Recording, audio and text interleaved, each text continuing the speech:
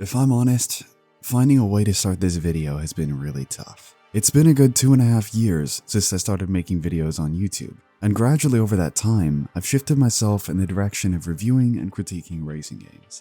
It's something I've wanted to do since I was a kid. I've always been happy to say that I loved sinking countless hours into both new and old racers, and I had a mind full of ideas that would end up turning into videos all this time later. But now that a solid amount of time has passed, and I've had a broader look at the community as a whole than I ever could have before, I've never felt so disconnected. And honestly, I feel a bit ashamed to even associate with the current cesspool which is the racing game fandom in the past few years. This video is both a look at my personal issues with the community, and after that, I have a huge update for the future of this channel. Let's start with the games themselves. Raise your hand if you feel that within the past half a decade, the genre itself has started to stagnate, both in terms of general numbers of racing games being released, and also the fact that, well, each one seems to follow a pattern. Game gets revealed, hype is generated, game gets released, and it seems great, until a few weeks pass and it just starts to feel like the same game as the last one. Both of these issues directly feed off of each other. There are barely any racing games that release these days, especially big name titles, so of course when a new one gets revealed or released, everyone scrambles to it, because it's at least something new. This leads to people not being able to look at these games objectively because, of course it seems great. This rarely ever happens. Would people have the same expectations for Forza Horizon 5 and Need for Speed Unbound if that hunger for anything new wasn't there? There's another side to this coin too. If there wasn't sky-high expectations for either one of these games, would the community be as disappointed with the end result? Again, I think the answer is an easy no. These expectations lead to two extremes in which no matter how you look, you can't really look at these games as objectively as they should be. Expectations themselves is another topic to get into. Just looking at reaction to games like Horizon 5, it's clear that a lot of the fanbase is exceedingly disappointed. But why is this? You hear a lot that people are tired of these games being too similar, but when you ask what their ideal version of the games are, you basically get a carbon copy of what Forza Horizon literally is. And it's a separate can of worms for Need for Speed. I actually did a little test in my Unbound critique. At the end, I mentioned the idea of a Need for Speed game ditching the open world tuner and car building format and going to something wildly different with stage select or more of a Pro Street style approach. And how did people react? A resounding no. The Need for Speed should never change anything so drastic.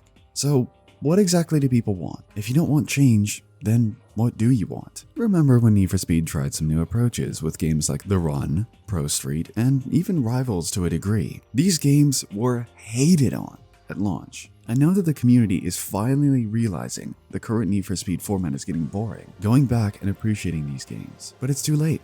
You proved exactly my point 10-15 years ago. Racing game fans hate change. Any deviation from the format we've conformed to for ages is seemingly pointless or dumb, and then appreciated way past their prime. Driver San Francisco is another example here. At launch it was way too wacky for most people, and over time has gained a tremendous reputation as a cult classic. So what is this current format that people love so much?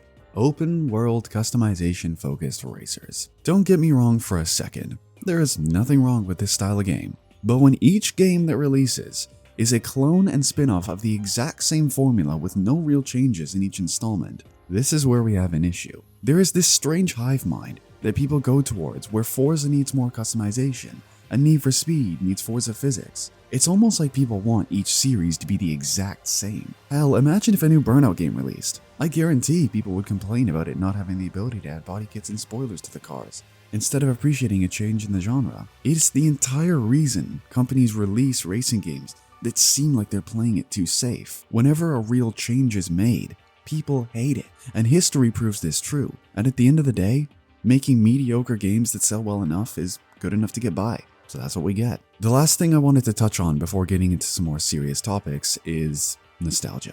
That experience when you're young playing Most Wanted 05 or any other great racer from when you were young is a powerful thing, but it isn't a feeling that you can replicate. So much of the community finds ways and hunts and begs for a new way to get that feeling again, but you just can't. It's a one-time thing. The closest thing you'll find is an entirely new experience you haven't had before, but expecting to have an exact replica of when you were a child playing your favorite games is simply not possible. And expecting every new game to release to match that, and if it doesn't, it's immediately a horrible game, is a toxic mindset to get into. At the end of the day, we want these games to improve and continually provide us with new and engaging experiences. So to beg and hold on to the past is just setting yourself up for disappointment. Now time for some more serious stuff. Toxicity is a plague on almost every community out there. But with racing games, it's nearly impossible to have any sort of differing thought process on any side. Whether you like the new games, hate them, or are indifferent, discussions normally end up as rants more than anything. All of these issues had led me to fall out of love with racing games slowly, until last week when it was finally cemented. Someone who watched one of my videos resorted to publicly doxing the real name and address of my close family. I like to think that I can make videos on the internet about games, critique them, but if this is the community that I'm making content for, I want nothing to do with it. It's really quite sad, as I find myself purposefully not interacting with comments on videos, or with the community as a whole, which is the last thing I want to do as a content creator. So, long story short, I'm done. And it's time to make some major changes. Now do not worry, I'm not going to stop making content on YouTube. That is not what I'm getting at. But in terms of racing games, it's time for me to kiss the genre goodbye.